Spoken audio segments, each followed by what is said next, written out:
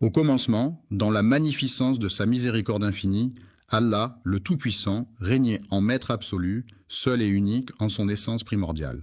Rien n'existait en dehors du Tout-Puissant Allah. Rien ne l'accompagnait, il est le premier et rien ne le précède.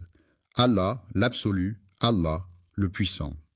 Une création majestueuse a pris forme, débutant par l'apparition imposante d'un trône dont la grandeur dépasse notre imagination. Parmi les détails de ce trône se trouve une petite chose intrigante. La chaise, en comparaison avec le trône, ressemble à un anneau perdu dans un vaste désert. Le trône, la chaise et le désert, tandis que la chair les englobe. Dans un élan divin, Allah a fait surgir le trône des cieux et de la terre, le plaçant majestueusement sur les bannières primordiales. C'est ainsi que le Tout-Puissant a initié sa création avant même d'avoir façonné le stylo. Alors, le Tout-Puissant et majestueux lui ordonna d'écrire, il demanda « Que dois-je consigner ?»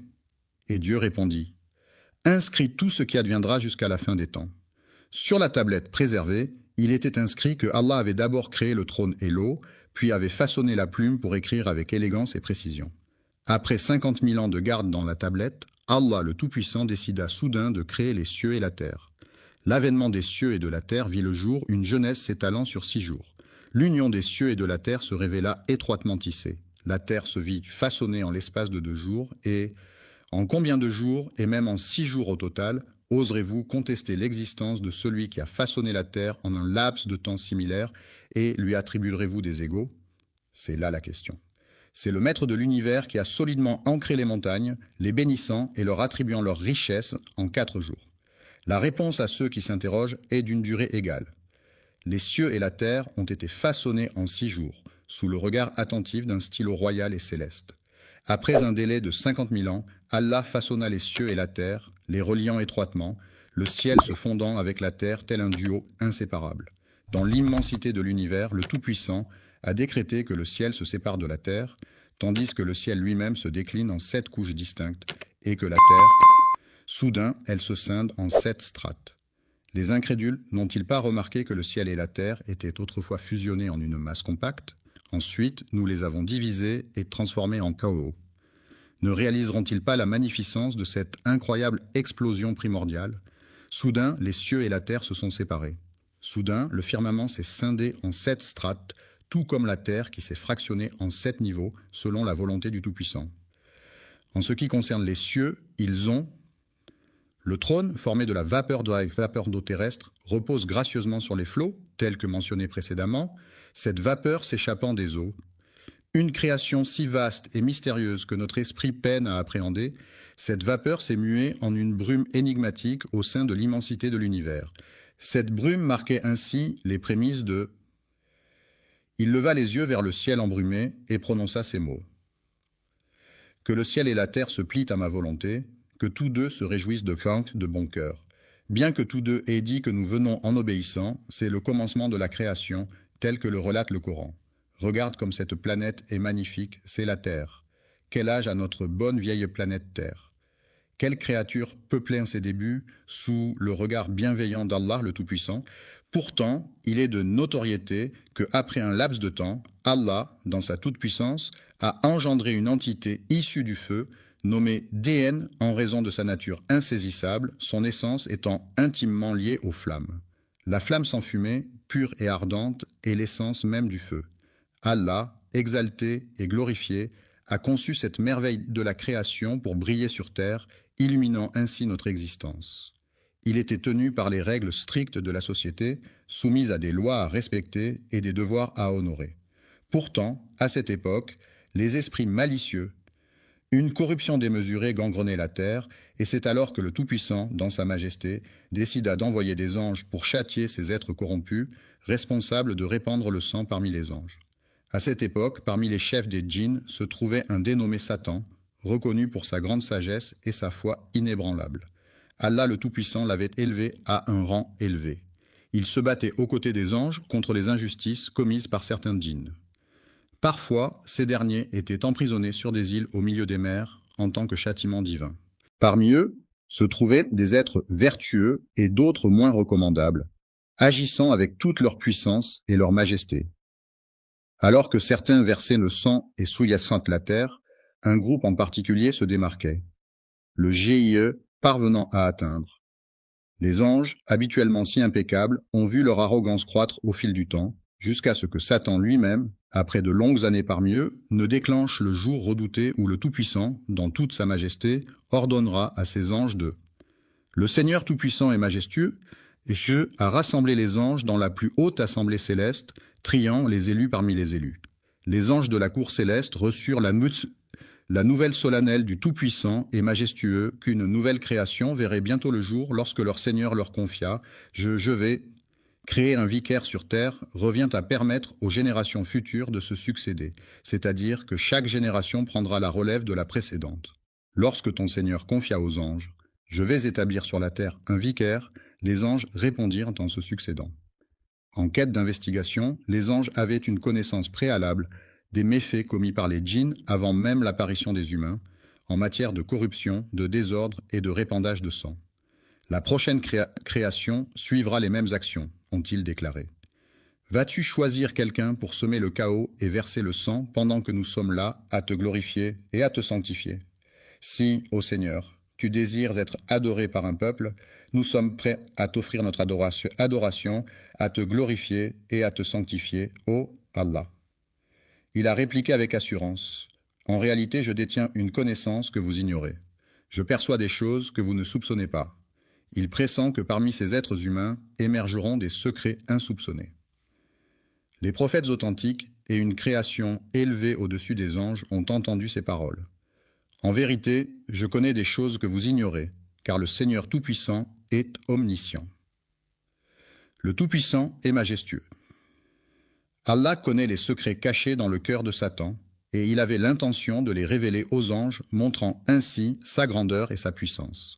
Le puissant et magnifique Créateur avait en tête de donner naissance à une œuvre de sagesse infinie, c'est ainsi qu'a débuté la création d'Adam. Quand le Tout-Puissant et majestueux a révélé aux anges qu'une nouvelle création verrait bientôt le jour, il a chargé Gabriel de descendre sur terre, ce monde où elle prendrait vie. Pour sa dernière œuvre, il demanda à Gabriel d'aller chercher de la terre, mais celle-ci refusa de se laisser prendre, murmurant « Je préfère rester ici, merci. Si tu cherches à m'amoindrir ou à m'effacer, tourne-toi vers Allah pour trouver refuge. » Gabriel redouta qu'elle ne se réfugie auprès d'Allah et revint ainsi vers son origine. Ainsi, le Seigneur, Allah le Tout-Puissant et majestueux, a dépêché l'archange Michael sur terre pour en prélever un peu de son sol. Cependant, la terre, se sentant menacée, a invoqué son droit de refuge en déclarant « Je demande asile et protection. Si tu cherches à m'affaiblir ou à me faire disparaître, adresse-toi à Allah. » Craintif, Michael se tourna vers son Seigneur et le Tout-Puissant et majestueux répondit à son appel. L'ange de la mort, tel un chef d'orchestre, inaugure le commencement et scelle la fin. Allah a dépêché cet être céleste sur terre afin d'en extraire les âmes, susurrant ainsi la terre. « Je me réfugie auprès d'Allah si jamais tu envisages de me diminuer ou de m'effacer, déclara l'ange de la mort.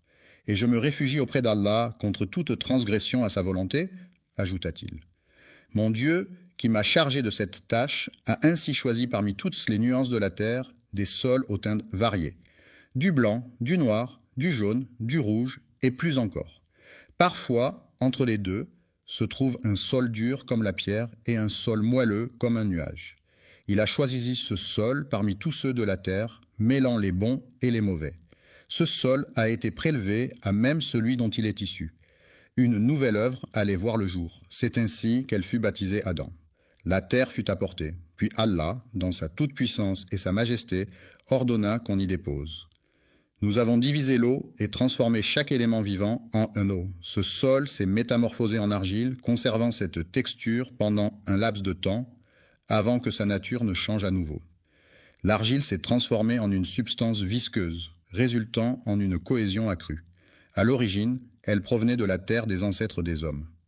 Si des doutes vous assaillent concernant la résurrection, rappelez-vous que c'est de cette même terre que nous vous avons façonné. La toute première action fut d'arroser la terre, la transformant ainsi en une argile malléable.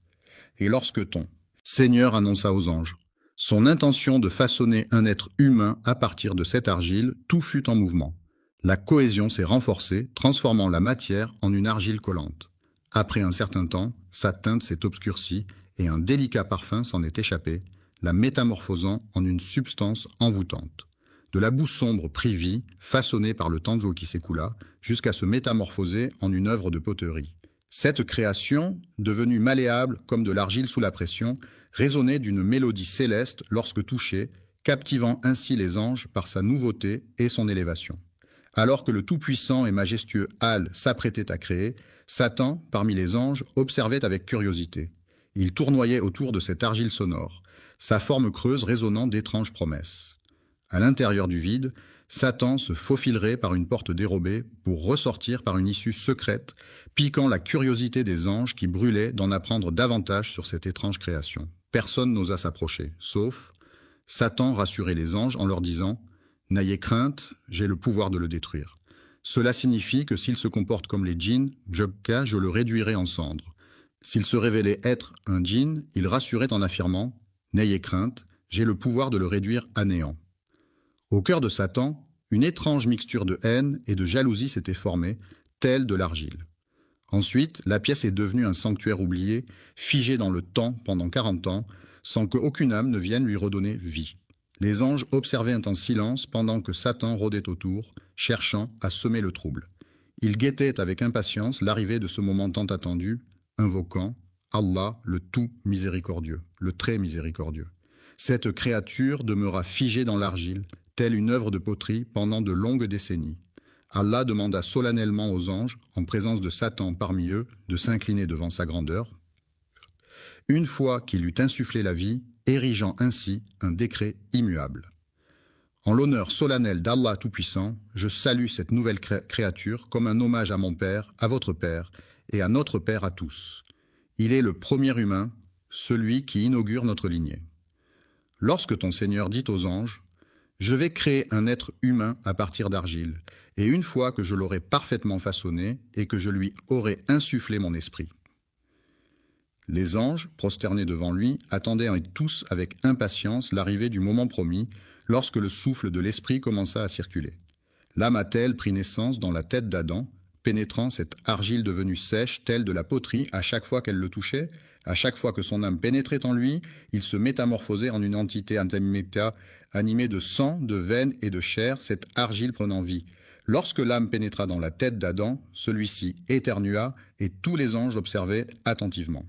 Alors, les anges se tournèrent vers Adam et lui dirent « Loué soit le Créateur ». Ainsi parla Adam, que la paix soit sur lui, et tous entendirent « Louange à Dieu ». Et l'âme, à présent, réside dans la tête, ô Tout-Puissant. Lui murmura une prière pour que la miséricorde divine l'enveloppe, et c'est alors que son esprit s'éveilla pleinement. Adam leva les yeux et découvrit les fruits du paradis qui s'offraient à lui, telle une invitation irrésistible. Dans un tableau grandiose, les anges, Patan et le Seigneur Tout-Puissant, se tenaient face au paradis, ces fruits délicieux s'étalant devant eux, attendant que l'âme.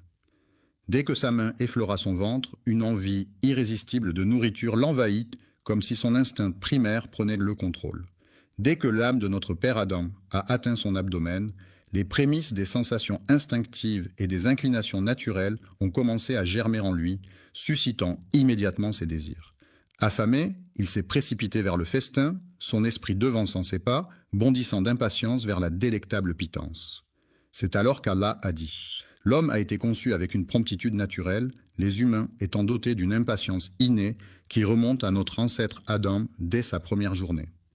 Jusqu'à ce que l'âme d'Adam soit parfaitement façonnée, dans toute sa splendeur et sa perfection, que la paix soit sur lui. Il se tenait fièrement devant les anges, et dès qu'ils posèrent les yeux sur lui, ils s'inclinèrent en signe de respect, obéissant ainsi à l'ordre d'Allah pour célébrer cette nouvelle. Lorsque la création fut achevée, tous les anges s'inclinèrent, innombrables au-delà de tout décompte, car Allah seul connaît leur nombre exact. Tous, sans exception, se sont inclinés en admiration devant cette nouvelle création. Aucun n'a manqué à l'appel. Aucun d'entre eux n'a pu se retenir, à l'exception d'une créature. Ce n'est ni un ange, ni un djinn, pourtant Allah l'a honoré. Cependant, l'arrogance et la vanité, quelle audace, quelle arrogance de défier pour la première fois le Tout-Puissant, Allah, au paradis, en osant désobéir. La fierté de leur propriétaire a conduit à quelque chose de terrifiant. Quelle forme de désobéissance Satan a-t-il choisi alors qu'il se tenait seul, tandis que tous les anges se prosternaient?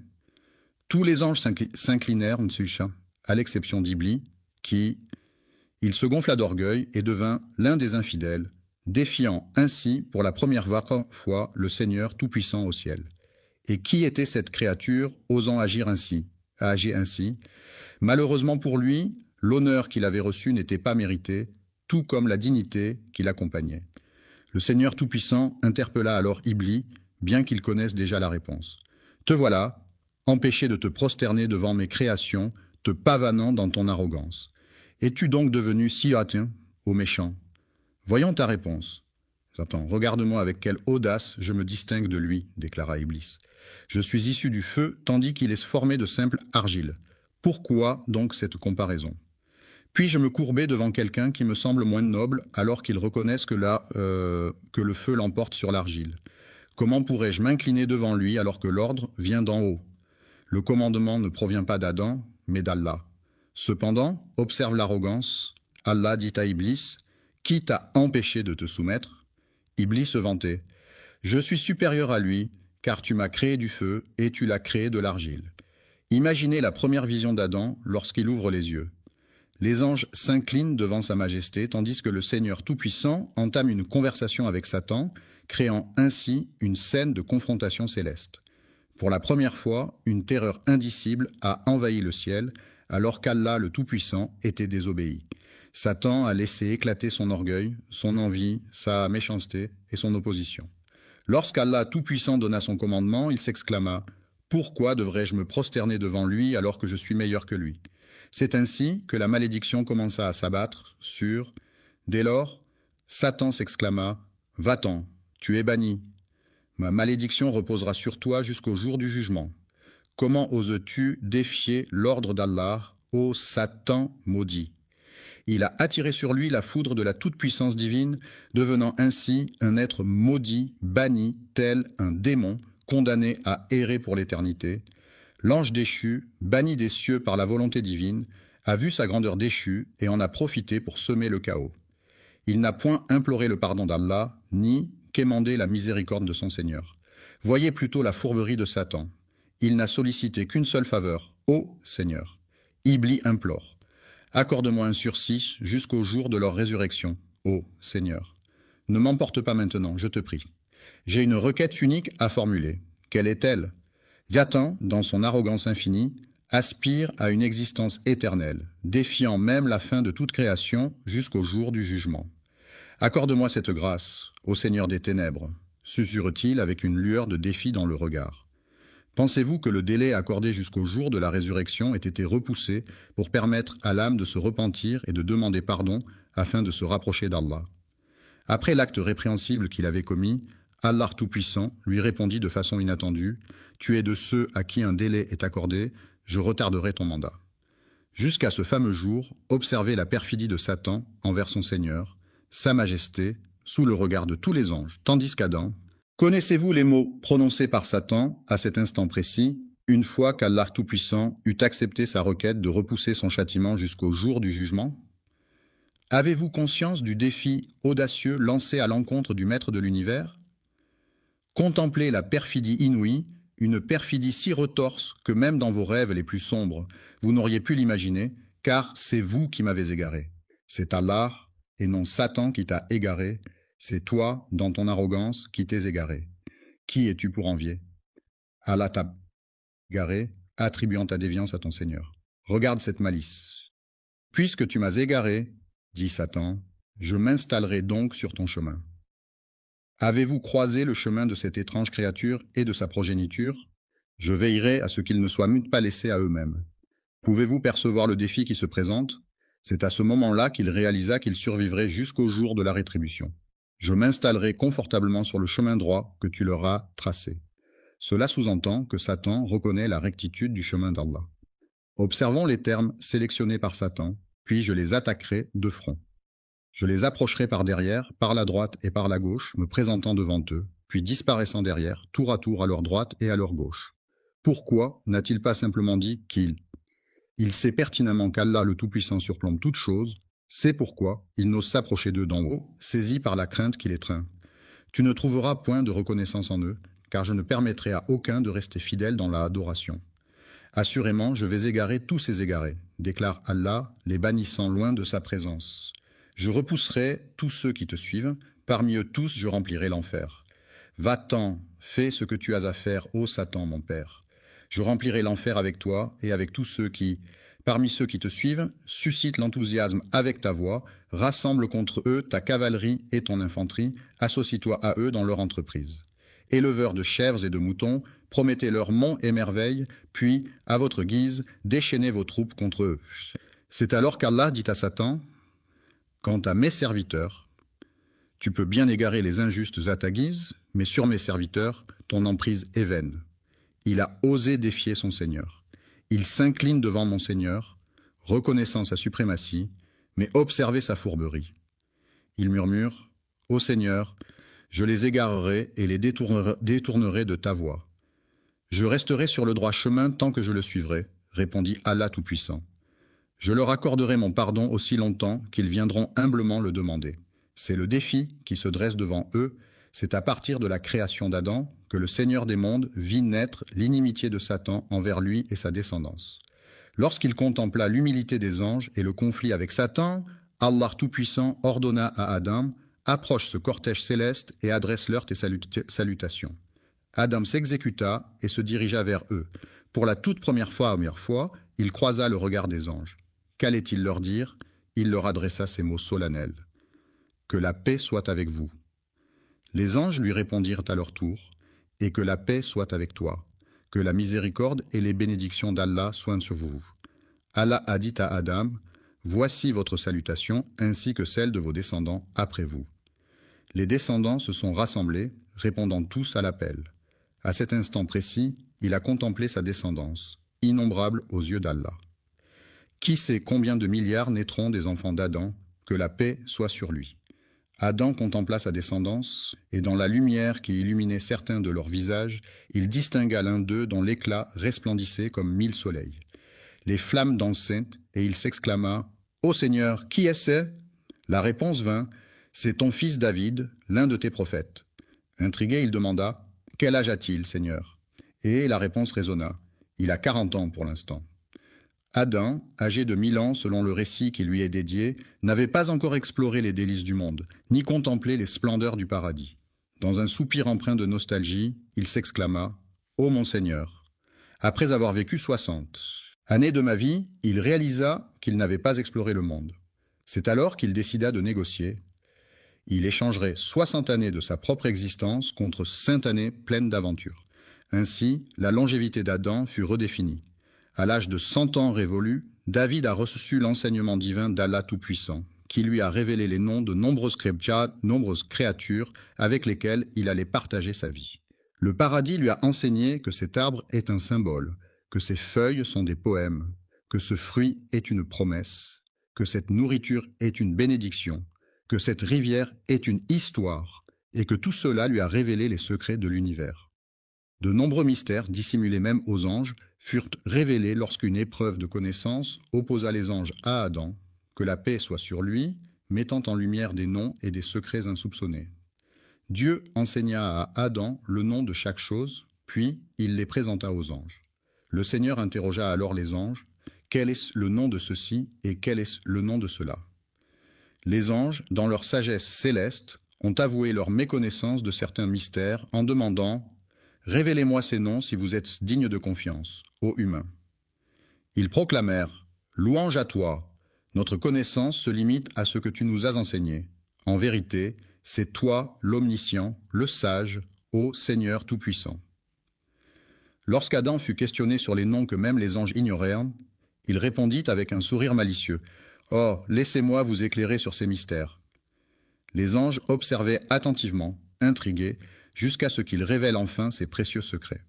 Allah, informé de leur nom, s'exclama « Ne vous ai-je pas dit que les anges seraient tant étonnés? Quelle est cette créature fraîchement créée qui possède une telle connaissance? Il détient des savoirs qui nous échappent. des connaissances inaccessibles à notre entendement. Il possède des secrets que tu ignores. Contemplez la grandeur de son savoir. Lorsqu'il s'agit de l'homme et de sa création selon Allah, ainsi que de la valeur de la connaissance à ses yeux, le Tout-Puissant s'adresse à Adam en disant « Ô Adam, fais-leur savoir ». Après avoir révélé ces noms, Allah leur rappela « Ne vous avais-je pas averti que je connais les mystères des cieux et de la terre, ainsi que ce que vous dévoilez ?» Adam a été formé dans le secret des secrets par Allah, qui lui a insufflé tout son savoir. Ensuite, il l'a guidé vers un jardin d'une étendue infinie, où les limites semblaient se perdre dans l'horizon lointain. Sous la bienveillance d'Allah, le tout miséricordieux, le très miséricordieux, Adam a pénétré seul dans les délices du paradis, devenant ainsi le patriarche de toute l'humanité. Déambulé au sein du paradis, se délectant de ses fruits juteux, de ses rivières scintillantes et de ses arbres majestueux, baigné dans ses innombrables bénédictions. En ce lieu béni, la faim ne te tenaillera point et ta nudité ne sera point dévoilée. Dans ce jardin d'Éden, Adam, béni soit-il, déambule sans jamais ressentir la soif, ni être tourmenté par la chaleur écrasante du soleil. Combien de temps a-t-il vécu en ce lieu béni, solitaire dans sa quiétude ? Un beau jour, Adam, ressentant une profonde solitude au paradis, s'abandonna au sommeil, conscient que toute connaissance appartient à Allah, l'exalté et le majestueux. Alors qu'il baignait dans le bonheur, Allah le Très-Haut et majestueux décida de lui offrir une compagnie lorsqu'il s'endormait, dans sa grandeur et sa magnificence. Allah, dans sa grandeur infinie, façonna l'homme à partir de sa côte gauche, puis, dans un acte de création tout aussi magnifique, modela la femme à partir d'une de ses côtes. L'endroit de cette côte gauche était en sommeil, Adam ignorant tout. Il décida alors de retirer cette côte, la transformant en une femme à qui la vie fut offerte. Lorsqu'Adam, béni soit-il, ouvrit les yeux, il découvrit une présence à ses côtés. Intrigué, il demanda « Qui es-tu » La femme répondit simplement « Je suis une femme ». Adam, perplexe, poursuivit « Pourquoi a-t-il Allah, dans sa sagesse infinie, conçu l'homme pour trouver en moi la quiétude recherchée ? Malgré les sommets atteints par les êtres humains, un homme ne peut véritablement trouver la paix qu'auprès d'une femme, et une femme ne peut trouver la quiétude en compagnie d'un homme, afin que vous puissiez vivre en harmonie avec lui, imprégné d'affection et de bienveillance. C'était comme si Adam, que la paix soit sur lui, avait semé entre vous ses sentiments. Il éprouvait une joie singulière en constatant qu'Allah avait créé une nouvelle créature pour le réconforter, lui permettant ainsi de trouver du réconfort auprès des anges. Les anges voulaient mettre Adam à l'épreuve en lui demandant son nom, mais pour l'instant, ils ne le connaissaient pas. Elle s'était simplement présentée comme une femme. Lorsque Vénus interrogea Adam sur l'identité de cette mystérieuse femme, sa réponse fusait sans détour. V.E. Puis, Adam entreprit d'énumérer tous les noms de toutes choses, déclarant finalement « C'est Ève-lé ». Les anges étonnés demandèrent « Pourquoi ce nom en particulier ?» Il répondit avec assurance « Elle a été formée à partir d'un être vivant, elle détient la connaissance que Dieu lui a confiée. » Il détenait un savoir que même les anges ignoraient, tandis qu'Adam, accompagné d'Ève, résidait dans ce paradis sans descendance ni lignée. Allah, dans sa grandeur et sa magnificence, leur fit cette annonce solennelle. « Ô Adam, résidez au paradis en compagnie de votre épouse et sustentez-vous à satiété de ses délices. À votre convenance, délectez-vous de tout ce que votre cœur désire, les arbres majestueux, les rivières chantantes, les fruits juteux et le bonheur éclatant. Nourrissez-vous de ces merveilles en abondance, où que vous soyez. Au paradis, tout est autorisé, sauf une seule chose. Ne pas approcher de l'arbre interdit, car c'est là que réside la volonté du Seigneur. Un simple arbre, mais ô combien important. Dans ce jardin luxuriant, où chaque arbre porte des fruits succulents et où la bénédiction règne en maître, il est permis de se délecter de tout, sauf d'un seul arbre. Méfiez-vous de l'arbre mystérieux qui se dresse là, car approcher ses branches vous ferait basculer du côté obscur. Non seulement cela, mais le Seigneur Tout-Puissant les avait avertis en disant « Ô Adam et Ève, percevez-vous le paradis et le bonheur dans... » Parmi vous, il se tapira une créature insatiable qui ne vous accordera aucun répit. Imaginez le premier adversaire qui, par arrogance, a refusé de s'incliner devant vous en déclarant « Je vaux mieux que lui ». Il chuchotera à ton oreille, alors que tu te trouveras au paradis, cet ennemi dont Ève ignorait l'identité, mais qu'elle connaît désormais. Alors nous avons dit Ô Adam, voilà celui-ci. Attention, cet ennemi est un véritable danger pour toi et ta femme. Méfiez-vous qu'il ne parvienne à vous chasser du paradis, car alors, ô Adam, tu connaîtras le malheur. Si tu quittes ce jardin d'Éden, tu pénétreras dans l'antre de la désolation. Restez au paradis, où la misère et l'affliction ne sont que des étrangers indésirables. Méfiez-vous de deux choses. Ne goûtez pas aux fruits de cet arbre défendu, n'en approchez même pas, et soyez sur vos gardes contre cet ennemi sournois qui rôde. Il met tout en œuvre pour vous chasser de ce magnifique paradis, après de longues années passées aux côtés de notre mère, Ève, en compagnie d'Adam, que la paix soit sur lui. Vivez en ce havre de paix, savourant la douceur de leur existence et la générosité de la nature, sans jamais oser s'approcher de l'arbre interdit. Un jour, tandis qu'ils déambulaient paisiblement, des hurlements soudains captèrent leur attention, évoquant la détresse d'un individu invisible. Se demandant qui pouvait bien être à l'origine de ces sanglots, ils s'interrogèrent « Pourquoi pleures-tu » Il a exprimé sa tristesse pour vous deux, tandis que vous vous épanouissez dans la félicité. Il a laissé échapper des larmes pour vous deux, conscient qu'un jour viendra où vous ne serez plus. Adam et Ève méditaient sur le fait que tôt ou tard, même plongés dans le bonheur le plus total, ils devraient inévitablement le quitter le jour de leur mort. Les êtres humains aspirent à une éternité de félicité, mais celle-ci les abandonna un temps avant de revenir vers eux pour chuchoter. « Ô Adam, te guiderai-je ? Voulez-vous goûter à l'immortalité de l'arbre éternel, aspirer à régner sur un royaume impérissable, rejoindre les rangs célestes des anges pour une éternité sans fin ?» Sa réponse fut un fervent oui. Comment a-t-il murmuré à travers les feuilles de l'arbre, révélant ainsi quel arbre était l'interdit qu'Allah.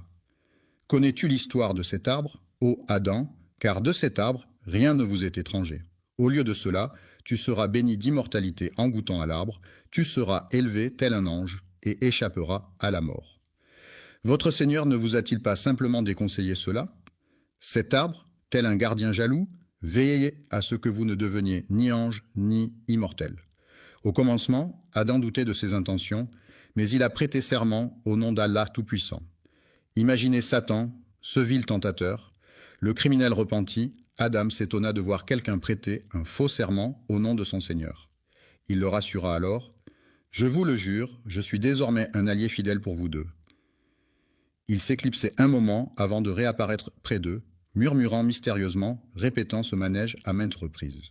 Au début, Adam lui tint tête, cherchant refuge auprès d'Allah. Face à sa résistance, Satan ne lâcha pas prise et persista à le tourmenter pendant des années, jusqu'au jour où Ève suggéra à Adam « Et si nous tentions de déguster l'arbre sans le croquer, c'est savourer ses saveurs pendant que je me délecte devant vous. Si un incident survient, tu ne te sustentes point, mais si tout demeure calme, tu partages cette expérience gustative avec moi sous cet arbre. » Par ruse, il les entraîna vers cet arbre, défendu par Allah, marchant devant eux. Allah les avait prévenus au paradis au sujet de deux interdictions, cet arbre et celui-ci. L'ennemi s'efface avec le temps, tel est le destin des humains. Comme Adam et sa descendance, nous oublions les discordes et nous affaiblissons, telle est notre nature. Chaque descendant d'Adam porte en lui la faille de son ancêtre. Adam, égaré, a rompu le pacte avec son Créateur pour suivre Satan jusqu'à l'arbre maudit. Ève a osé effleurer le fruit défendu sans enfreindre l'interdit, tandis qu'Adam, lui, y a succombé avant même qu'il ne partage ce fruit que Dieu avait enveloppé d'une aura lumineuse. Leur zone intime étant dissimulée, Adam ne pouvait contempler sa propre nudité, tout comme Ève ne pouvait observer la sienne. Une barrière les empêchait de découvrir la nudité de l'autre, les maintenant séparés. Une lueur caressait leur peau, les enveloppant d'une aura céleste, mais lorsque leurs lèvres effleurèrent l'arbre, Allah le Tout-Puissant leur retira brusquement cette clarté et cette majesté. Ils contemplèrent son maintien, leur nudité mise à nu, Ève prit son envol et Adam s'élança vers le paradis, prêt à tailler leur destin. Les feuilles de l'arbre se drapèrent pour cacher leur nudité, tandis qu'Allah, dans sa grandeur et sa majesté, interpella Adam. « Adam, cherches-tu à me fuir » Adam répondit humblement, « Non, Seigneur, je ne cherche point à m'échapper. Je rougis de toi, mais la dégustation de l'arbre rendit leur nudité visible. » Alors, Ils se couvrirent de feuilles du paradis, et c'est à ce moment que leur Seigneur les appela. N'avais-je pas expressément proscrit cet arbre de votre jardin, et ne vous avais-je pas averti que le diable se délectait à vous tendre des pièges, ô Adam? Les larmes commencèrent à perler sur leurs joues, tandis qu'ils murmuraient. Deux individus s'exclamèrent: Ô notre Seigneur, nous nous sommes vraiment fait du tort à nous-mêmes. Si tu ne nous pardonnes pas et ne nous fais pas miséricorde, nous serons assurément parmi les perdants. C'est lors de cette toute première transgression que les êtres humains ont osé défier leur Seigneur Tout-Puissant, tandis qu'Adam et Ève étaient là, assis, pleurant et implorant le pardon d'Allah, le Très-Haut. Adam, dans sa majesté, craignait la punition du Très-Haut, mais il l'accepta. Cependant, au cœur de la désobéissance se cache le mal. Quel mal? Cette insubordination t'a-t-elle donc valu d'être banni de ce jardin, ô Adam, ce jardin béni que t'avait octroyé Allah, le Très-Haut et le Majestueux? Méfiez-vous de cet arbre, pourtant vous avez succombé à la tentation de désobéir à votre Seigneur, vous égarant ainsi. Mais son Seigneur l'a ensuite élu. Ainsi, après lui avoir accordé son pardon et l'avoir guidé, Allah a accepté son repentir. Cependant, il l'a fait descendre de ce paradis céleste vers cette terre peuplée par des êtres humains. Les djinns, ces êtres antérieurs, accompagnèrent Satan dans sa chute vers les profondeurs.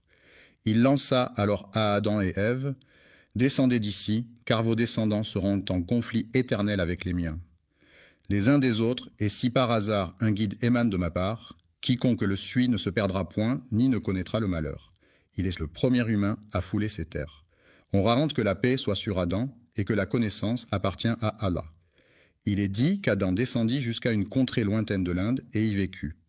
La péninsule arabique a été le théâtre de leur rencontre à Arafat avant qu'ils ne se rassemblent et se dirigent vers Muzdalifa. En effet, Adam et Ève se trouvaient à la Messe, première création.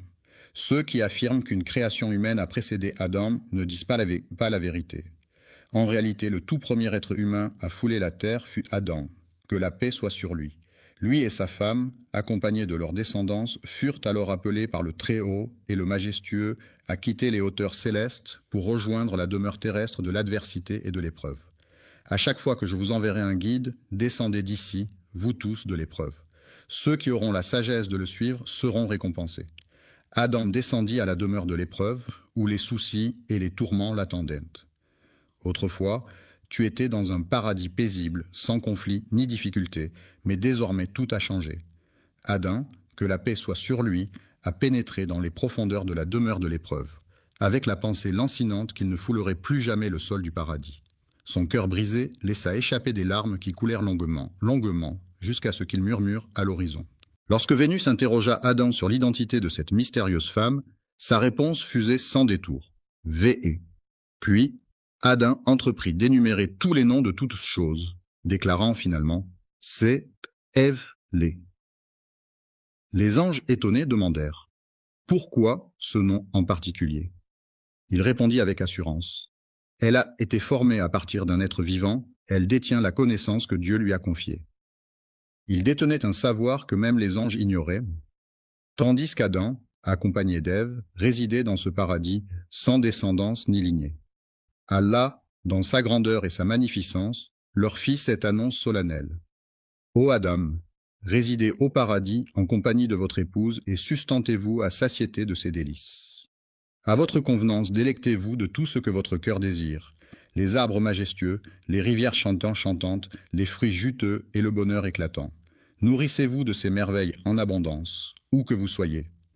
Au paradis, tout est autorisé, sauf une seule chose.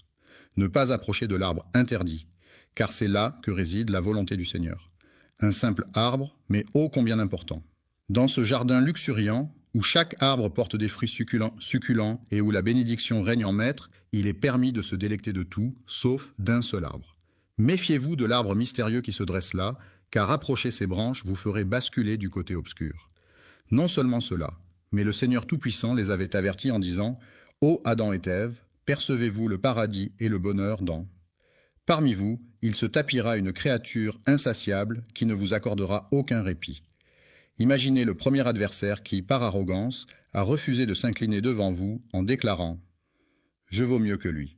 Il chuchotera à ton oreille, alors que tu te trouveras au paradis, cet ennemi dont Ève ignorait l'identité, mais qu'elle connaît désormais.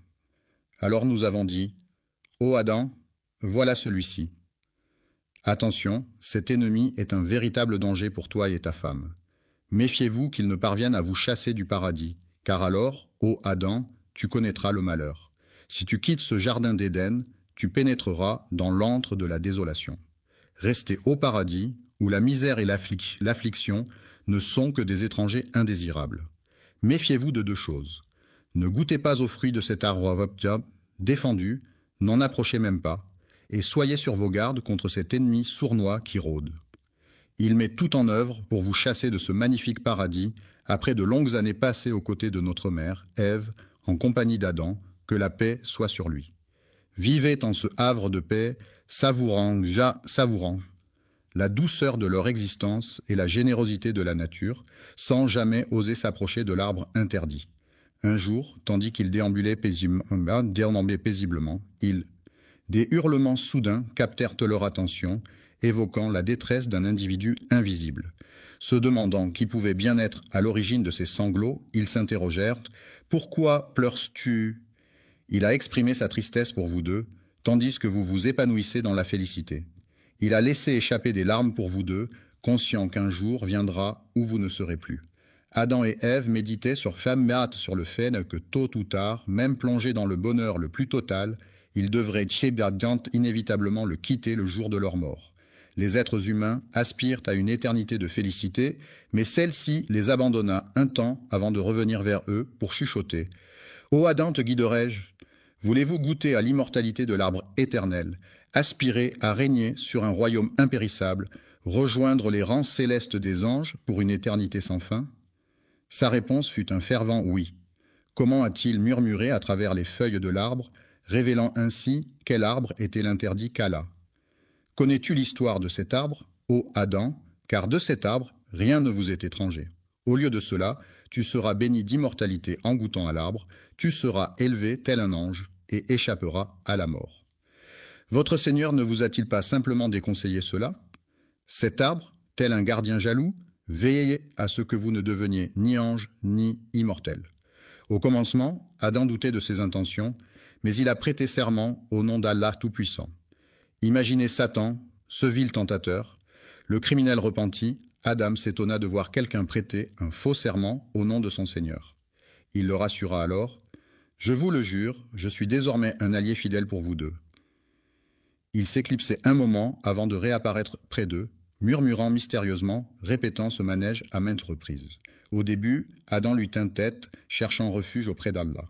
Face à sa résistance, Satan ne lâcha pas prise et persista à le tourmenter pendant des années, jusqu'au jour où Ève suggéra à Adam « Et si nous tentions de… » « Ô malheur !» s'écria le cadavre, « pourquoi suis-je si incapable d'être aussi majestueux que ce corbeau ?» Jusqu'à ce jour, il continue à appeler le cadavre de mon frère. Mais tu as commis un acte impardonnable, ô Kabi. Ton père, ce prophète vénéré, que la paix soit sur lui, ne méritait pas un tel sort. Vous êtes une poignée d'élus sur cette terre, mais avez-vous remarqué comment les chuchotements de Satan ont façonné son influence? Avez-vous pris conscience de cette emprise diabolique? Kabi s'est retrouvé impliqué dans l'acte criminel le plus retentissant de l'époque, le meurtre de son propre frère, un acte d'une gravité inouïe. Après avoir enterré son secret bien profondément, il décida de le déterrer et de le partager avec sa mère et son père, comme un trésor enfoui depuis longtemps.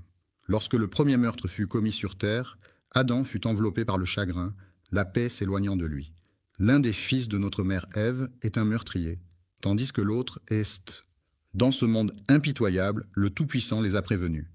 La trahison peut mener à une fin tragique. Veille à ce qu'il ne te chasse du paradis, car tu risquerais de te retrouver bien malheureux. C'est à ce moment que la douleur pointe le bout de son nez, que le dur labeur commence et que les embûches se dressent sur notre chemin.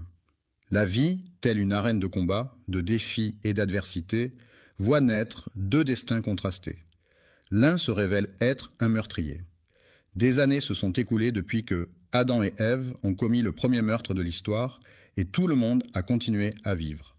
Ils menaient une existence tranquille dans la petite maison au bord de la rivière, jusqu'à ce qu'un troisième fils vienne agrandir la famille. Ils l'ont alors baptisé, cela veut dire cadeau d'Allah. Adam, en grandissant, est devenu le fils bien-aimé d'Adam, qui prenait souvent le temps de s'asseoir avec lui. En lui distillant des enseignements et en l'initiant au mystère de la foi, il fut façonné jusqu'à devenir un fervent croyant. Certains prétendent que cet homme est devenu une sorte de prophète parmi les prophètes. Adam a suggéré à Seth de garder pour lui un certain secret, car Allah en sait plus long que quiconque. Il lui a annoncé qu'il avait ôté la vie de votre frère, et j'ai la crainte qu'il ne vous fasse subir le même sort. Redoutez qu'il ne vous jalousie pour la sagesse, le leadership et la prestance dont Allah vous a doté. Adam, inquiet pour son fils, lui a fait promettre de garder le silence à ce sujet. Frère, tremblant devant l'incertitude du lendemain, traversa des années et des années dans la peur constante. La descendance d'Adam entame son voyage à travers le temps, laissant les marques de son passage au fil des ans. Lorsque Adam eut vécu 940 ans, c'est l'ange de la mort qui vint à sa rencontre. Adam le fixa du regard et demanda « Qui es-tu » L'ange de la mort répondit simplement « Je suis la fin incarnée. »« Il est venu réclamer ton âme, lui a-t-il annoncé. »« Pourquoi » s'est interrogé l'autre. « Parce que votre temps est venu, a-t-il répondu. Adam a déclaré que malgré le temps qui s'écoule, il reste encore beaucoup de vie en lui et que son temps n'est pas encore révolu. L'ange, encore inachevé, acquiesça et souligna « Tu as consacré 60 années de ta vie à ton fils. » David a répondu « Je ne l'ai pas fait », puis Adam a répondu de même. Adam a fait preuve d'une mémoire sélective en oubliant sa descendance, tout comme il a nié son existence. Adam a fait preuve de désobéissance, entraînant ainsi sa descendance à suivre le même chemin de désobéissance, selon la volonté d'Allah Tout-Puissant. Révèle les facettes d'Adam. Même enveloppé de perfection, il n'en demeurait pas moins doté de qualités humaines. J'ai refusé, car j'ai une durée de vie pouvant aller jusqu'à 1000 ans. C'est alors qu'Allah a informé l'ange de la mort de cette particularité. Il aurait la chance de savourer 1000 printemps, tandis que David demeurerait une faveur divine pour un siècle. Après avoir fait un détour de 60 ans, l'ange de la mort revint finalement vers lui. Eva a lancé un « dégage » catégorique, refusant toute visite de l'ange de la maison. « Que la mort emporte son âme, s'écria Adam, mais qu'elle le laisse en paix, car mon heure est venue. L'ange de la mort est venu chercher l'âme d'Adam, que la paix soit sur lui dans ses bras immatériels. Le premier être humain était pleuré par sa femme et ses enfants, mais lui ne... Perdu dans l'incertitude, Gabriel est arrivé tel un guide pour enseigner à son fils l'art de laver son père. De quelle manière doit-on l'envelopper, l'ensevelir et accomplir la prière funéraire? Gabriel expliqua à son interlocuteur que cette pratique était ancrée dans ses habitudes, une tradition qui lui tenait particulièrement à cœur. C'est de cette manière que les disciples se multiplient à mesure que les âmes s'éteignent. C'est ainsi que le destin doit se jouer. Adam, le patriarche de toute l'humanité, a été soigneusement lavé, délicatement enveloppé, prié sur, puis enfin inhumé. Adam, le pionnier des prophètes et le tout premier être humain façonné de la main d'Allah, a rendu l'âme. Que la paix soit sur lui, celui qui est demeuré figé dans le temps, ainsi que sa descendance, tout comme Kabi et les siens. Les descendants d'Adam ont vaillamment poursuivi leur existence sur terre pendant un laps de temps, bravant les épreuves et les joies de la vie après lui, que la paix soit sur lui. Au commencement, ils étaient peu nombreux à se tourner vers lui, mais bientôt, leur nombre a commencé à croître de façon exponentielle. Sous la direction bienveillante du fils d'Adam, ils furent éclairés par sa sagesse et guidés par sa bienveillance. La descendance de Kabi se développait à vue d'œil, se multipliant à travers les générations. La descendance de ces êtres s'est dispersée aux 4 coins du monde, essaimant ainsi sur toute la planète. Les descendants de Kabi se sentaient moins légitimes et décidèrent alors de partir chacun de leur côté. Ils ont stagné dans cet état pendant des années, puis des décennies, et encore des siècles. Depuis des siècles, certains ont cédé à la tentation du péché et de la transgression, formant ainsi un groupe hétéroclite. Les fautes et les péchés se sont tous échoués sur le rivage du Mono. Aucun individu, aussi nombreux soit-il, n'osait établir la moindre connexion. Certains d'entre eux ont commis des péchés envers Allah, en particulier parmi eux. Les descendants de Kabi ont fait l'impasse sur le polythéisme pendant une durée indéterminée. Est-ce que 10 décennies, équivalentes à un millénaire? Un millénaire s'est écoulé, et pourtant, ce siècle ne ressemble en rien à ce qu'on en dit. Pendant 10 siècles, les êtres humains ont vécu dans l'oubli total d'Allah. Les individus se sont adonnés à des actes répréhensibles et à des violations, à l'exception de l'idolâtrie à laquelle les gens ne s'adonnaient pas. À l'origine, une seule communauté constituait une seule nation, unie dans son adhésion. Le monothéisme demeura inchangé pendant 10 siècles, jusqu'à ce que survienne l'événement redouté, car Satan ne dort jamais. Ce n'est pas seulement en commettant l'adultère, en buvant de l'alcool ou en tuant que les gens expriment leur désir de transgresser les normes sociales. Pour lui, cela n'a aucune importance car ce qu'il recherche avant tout, c'est d'être en relation avec eux. Des associés à Allah, car le polythéisme efface toute chose et les voue aux flammes de l'enfer pour l'éternité. Il était une fois, dans un lointain futur, après 10 siècles se sont écoulés, 5 individus justes sont apparus. Il fut un temps où l'on se plaisait à évoquer les actions des 5 individus vertueux.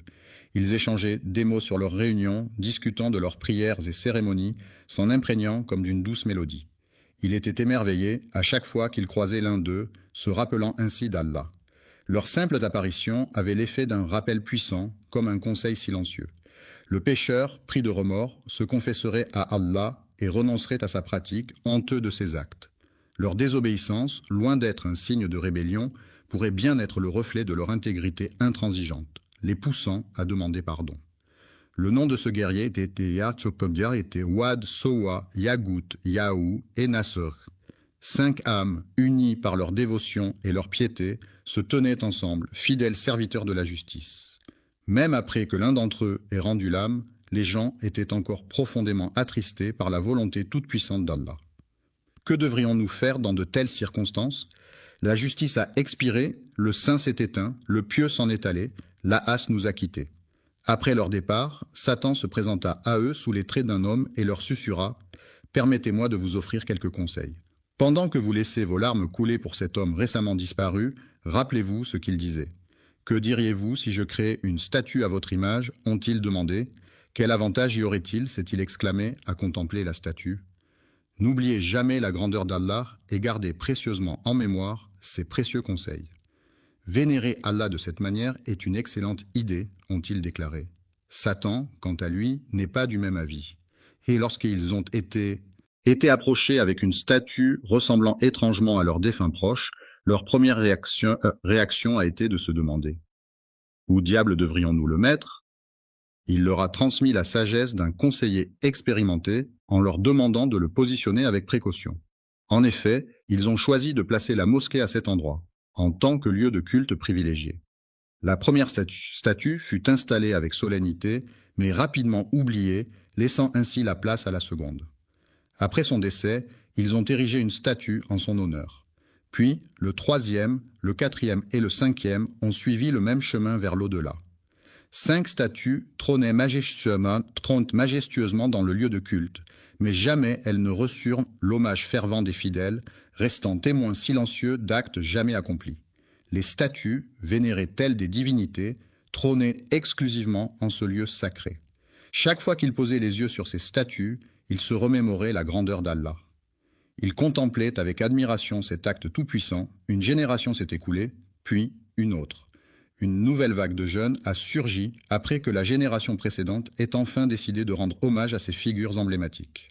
Elle n'a pas exactement adoré ces derniers, mais ils ont fini par gagner petit à petit son admiration. Les générations se sont passées le flambeau de la sanctification de ces statues jusqu'à ce que, lorsque le savoir s'évanouit et que tous les érudits s'éclipsèrent, c'est alors que l'aube de l'ignorance pointe timidement. Ils se sentirent diminuer en leur présence, et bientôt les individus se mirent à quémander les faveurs de ces statues. À cette époque lointaine, les gens ont commencé à se tourner vers eux, cherchant leur intercession auprès d'Allah.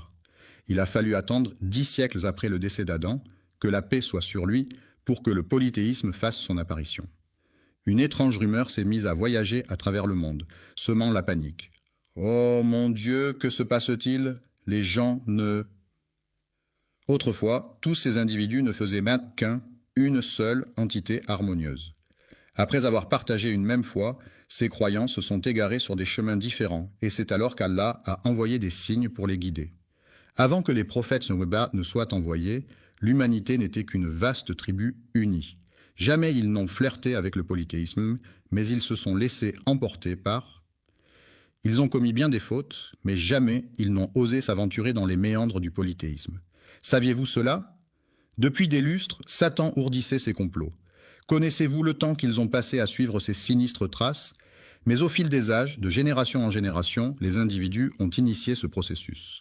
Disposer des idoles comme rappel que Dieu Tout-Puissant surveille de près les ruses de Satan, jusqu'à ce moment où ils ont commencé à vouer un culte à ces objets en lieu et place du Dieu Tout-Puissant. Ils ont murmuré à l'unisson. N'oubliez jamais vos dieux, n'abandonnez jamais le Wad. Yahou et Nasra sont les idoles de Sowa. Le polythéisme a fait son apparition sur Terre, égarant déjà plusieurs esprits. Au fil des âges de l'humanité, un message inédit s'apprête à faire son apparition, mais il semble que son arrivée ne soit pas la bienvenue. Quelle est la différence entre un prophète et un messager? Le prophète réitère la foi qui l'a précédé, tout en y apportant sa propre lumière. Un messager délivre un message inédit. L'humanité est désormais en demande d'une fraîche missive destinée à inaugurer la lignée des messagers à venir. Adam, considéré comme le premier prophète de l'humanité, laissera bientôt place au premier messager destiné à l'humanité. Connaissez-vous les mots prononcés par Satan à cet instant précis, une fois qu'Allah Tout-Puissant eut accepté sa requête de repousser son châtiment jusqu'au jour du jugement? Avez-vous conscience du défi audacieux lancé à l'encontre du Maître de l'univers? Contemplez la perfidie inouïe, une perfidie si retorse que même dans vos rêves les plus sombres, vous n'auriez pu l'imaginer, car c'est vous qui m'avez égaré. C'est Allah, et non Satan qui t'a égaré, c'est toi, dans ton arrogance, qui t'es égaré. Qui es-tu pour envier? Allah t'a égaré, attribuant ta déviance à ton Seigneur. Regarde cette malice. Puisque tu m'as égaré, dit Satan, je m'installerai donc sur ton chemin. Avez-vous croisé le chemin de cette étrange créature et de sa progéniture? Je veillerai à ce qu'ils ne soient pas laissés à eux-mêmes. Pouvez-vous percevoir le défi qui se présente? C'est à ce moment-là qu'il réalisa qu'il survivrait jusqu'au jour de la rétribution. Je m'installerai confortablement sur le chemin droit que tu leur as tracé. Cela sous-entend que Satan reconnaît la rectitude du chemin d'Allah. Observons les termes sélectionnés par Satan, puis je les attaquerai de front. Je les approcherai par derrière, par la droite et par la gauche, me présentant devant eux, puis disparaissant derrière, tour à tour à leur droite et à leur gauche. Pourquoi n'a-t-il pas simplement dit qu'il sait pertinemment qu'Allah le Tout-Puissant surplombe toute chose, c'est pourquoi il n'ose s'approcher d'eux d'en haut, saisi par la crainte qui les étreint. Tu ne trouveras point de reconnaissance en eux, car je ne permettrai à aucun de rester fidèle dans la adoration. Assurément, je vais égarer tous ces égarés, déclare Allah, les bannissant loin de sa présence. Je repousserai tous ceux qui te suivent, parmi eux tous je remplirai l'enfer. Va-t'en, fais ce que tu as à faire, ô Satan, mon père. Je remplirai l'enfer avec toi et avec tous ceux qui, parmi ceux qui te suivent, suscitent l'enthousiasme avec ta voix, rassemble contre eux ta cavalerie et ton infanterie, associe-toi à eux dans leur entreprise. Éleveurs de chèvres et de moutons, promettez leurs monts et merveilles, puis, à votre guise, déchaînez vos troupes contre eux. C'est alors qu'Allah dit à Satan, « Quant à mes serviteurs, tu peux bien égarer les injustes à ta guise, mais sur mes serviteurs, ton emprise est vaine. » Il a osé défier son Seigneur. Il s'incline devant mon Seigneur, reconnaissant sa suprématie, mais observez sa fourberie. Il murmure, « Ô Seigneur, je les égarerai et les détournerai de ta voie. Je resterai sur le droit chemin tant que je le suivrai, répondit Allah Tout-Puissant. Je leur accorderai mon pardon aussi longtemps qu'ils viendront humblement le demander. C'est le défi qui se dresse devant eux, c'est à partir de la création d'Adam que le Seigneur des mondes vit naître l'inimitié de Satan envers lui et sa descendance. Lorsqu'il contempla l'humilité des anges et le conflit avec Satan, Allah Tout-Puissant ordonna à Adam « Approche ce cortège céleste et adresse-leur tes salutations. » Adam s'exécuta et se dirigea vers eux. Pour la toute première fois, il croisa le regard des anges. Qu'allait-il leur dire? Il leur adressa ces mots solennels. « Que la paix soit avec vous. » Les anges lui répondirent à leur tour. « Et que la paix soit avec toi. Que la miséricorde et les bénédictions d'Allah soient sur vous. » Allah a dit à Adam, « Voici votre salutation ainsi que celle de vos descendants après vous. » Les descendants se sont rassemblés, répondant tous à l'appel. À cet instant précis, il a contemplé sa descendance, innombrable aux yeux d'Allah. Qui sait combien de milliards naîtront des enfants d'Adam, que la paix soit sur lui. Adam contempla sa descendance, et dans la lumière qui illuminait certains de leurs visages, il distingua l'un d'eux dont l'éclat resplendissait comme 1000 soleils. Les flammes dansaient, et il s'exclama « Ô Seigneur, qui est-ce » La réponse vint « C'est ton fils David, l'un de tes prophètes. » Intrigué, il demanda « Quel âge a-t-il, Seigneur ?» Et la réponse résonna « Il a 40 ans pour l'instant. » Adam, âgé de 1000 ans selon le récit qui lui est dédié, n'avait pas encore exploré les délices du monde, ni contemplé les splendeurs du paradis. Dans un soupir empreint de nostalgie, il s'exclama « Ô mon Seigneur !» Après avoir vécu 60,